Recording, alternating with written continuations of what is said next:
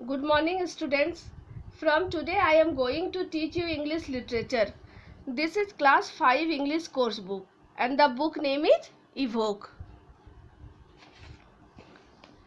You can see all the contents. There are total 22 chapters here. And today I will teach you first chapter, All Things Bright and Beautiful. All of you open page number 7. All Things Bright and Beautiful is a very beautiful poem and it is written by C.F. Alexander. The poet name is C.F. Alexander. All Things Bright and Beautiful किसके द्वारा लिखी गई है? C.F. Alexander के द्वारा लिखी गई है. But before starting the poem, I want to clear one thing. That from chapter 1 you have to answer all the questions in your copy properly and your work should be neat and clean. Chapter 1 से ही आपको अपने copy में सारा work properly करना है और neat and clean करना है, साफ सुथरा करना है. After the school opens all the work will be checked. जैसे स्कूल खुलेगा आपका सारा वर्क चेक होगा. Now let us start. All things bright and beautiful. All things means सभी चीज़ें. Bright means full of light. सभी चीज़ें चमकीली और सुंदर हैं.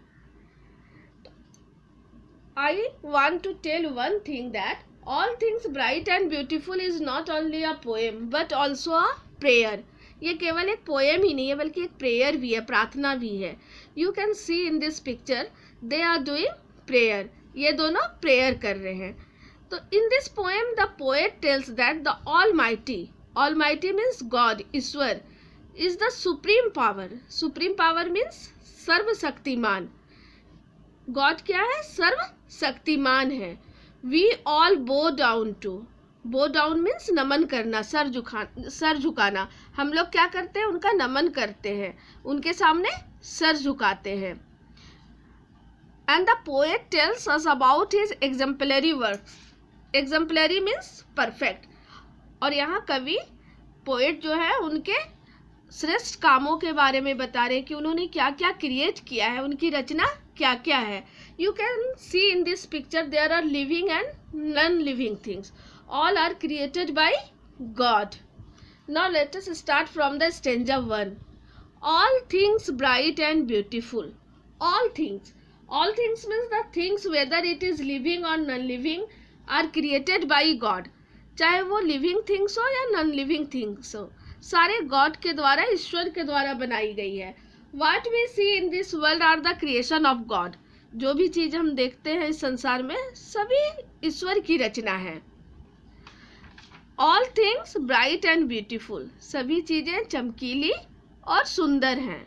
All creatures means a living thing such as an animal, a bird, a fish or an insect, but not a plant. Creatures means living things जो हैं, सजीव जो हैं, जो इसमें एनिमल्स हैं, बर्ड्स हैं, फिश हैं, यहाँ तक कि इंसेक्ट, जो छोटे छोटे इंसेक्ट्स हैं, ये सारे क्रिएचर्स हैं, जीव हैं. All creatures great and small. सारे जीव चाहे बड़े हो या छोटे हों.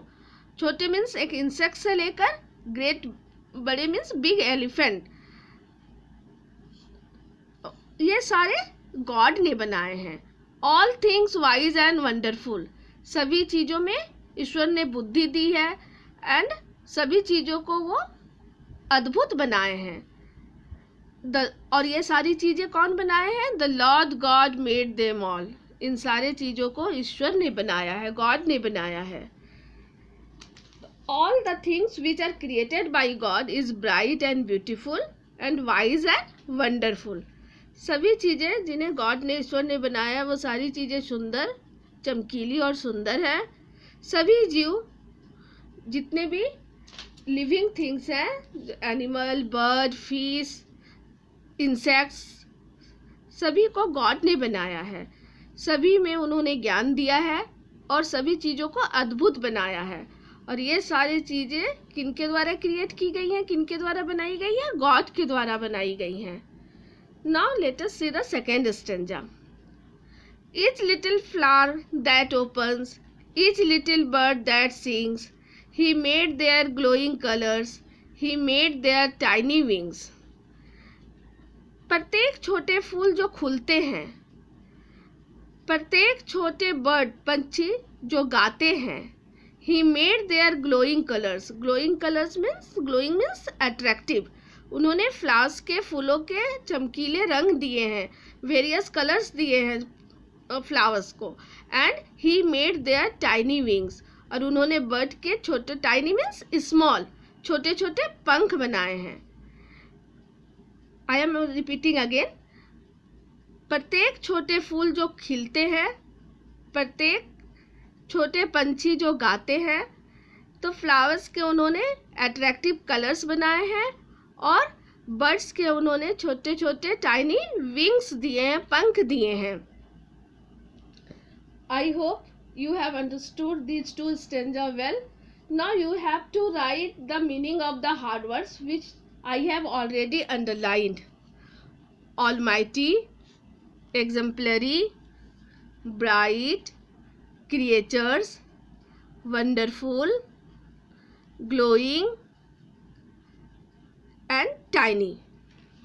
You can see here, when you will start your work, first of all you have to write chapter 1, then the name of the chapter, all things bright and beautiful. After that you have to write its poet's name, C.F. Alexander. Then you will start your homework. First exercise is write word meaning. आपको word meaning लिखना है, जो hard words में underline करवाई थी. First almighty, second exemplary, third bright, fourth creature, 5 wise, 6 wonderful, 7 glowing, 8 tiny. And the second exercise is draw a flower and butterfly to show the creation of God. आपको कोई भी flower बनाना और butterfly बनाना है ताकि हम God के creation को दिखा सके. In the next class I will explain the remaining stanza. Thank you.